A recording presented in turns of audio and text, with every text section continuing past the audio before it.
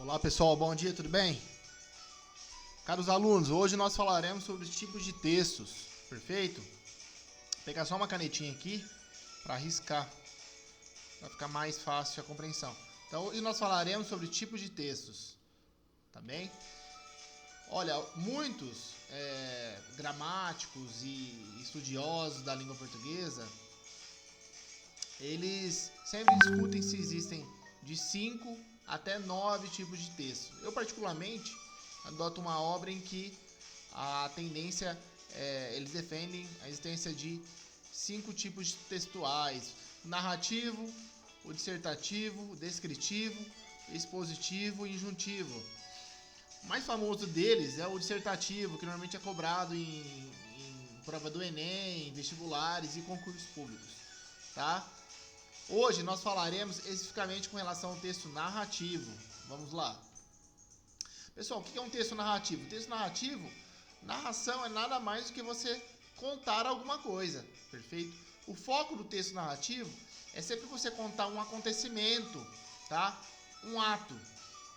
Nós temos exemplos aqui de texto narrativo: o romance, a fábula, a lenda, crônica e outros, tá? Esses são exemplos de textos narrativos. Pessoal, é bom lembrar que no texto narrativo sempre tem um aspecto temporal, né? Sempre tem um tempo dentro da história. É sempre importante você identificar isso. Porque se o texto não tiver esse aspecto temporal, nós não estaremos falando de texto narrativo. Nós também teremos o narrador, tá? Personagem e ação. A gente vai entrar em cada um desses detalhes no decorrer da aula. O narrador, pessoal, quem que é o narrador? Narrador é quem organiza e conta a história para o leitor. Ele pode ser um personagem ou o próprio autor. Tem poder de interferir na história. Ele tem o poder de interferir na história. Tipo de narrador, pessoal, nós temos o narrador personagem, é aquele que conta em primeira pessoa, né? É a própria história dele narrando. Ele narra a própria história. Nós temos também o narrador observador, ele relata tudo como observa. Ele não está dentro da história. Normalmente é contada a narração, a história em terceira pessoa. E ainda nós temos o narrador onisciente. Nesse caso, ele não apenas observa os fatos, mas ele sabe tudo sobre os personagens. Sentimentos, pensamentos, enfim, tudo. Ele tem total domínio sobre as ações de cada personagem. Também dentro do texto narrativo nós temos os discursos, e aqui eu trouxe para vocês os 3 tipos de discursos.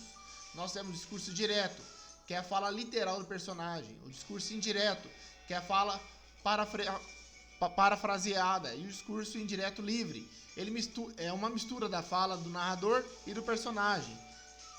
Nesse caso aqui, no caso do discurso indireto livre, tem que prestar atenção para você identificar. Também dentro do texto narrativo nós temos os personagens.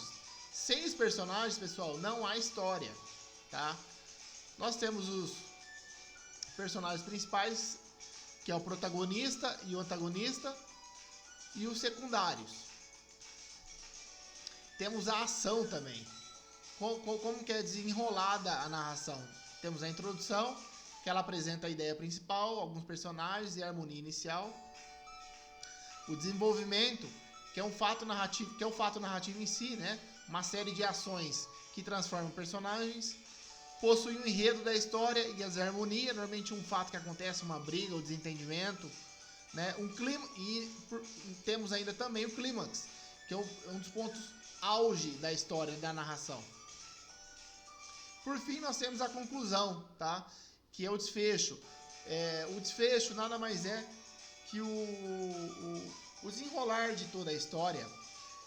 Normalmente apresenta o equilíbrio inicial, tá? Ou uma ideia de uma nova narrativa. Isso daqui normalmente acontece em filmes, tá, pessoal? A gente normalmente assiste o filme, Os Vingadores, enfim, e o filme, sempre no finalzinho, o clímax é a briga, é a luta, é a vitória ali, e normalmente sempre no final ele deixa um ponto em aberto. Será que teremos a sequência, a continuação daquele filme ou não?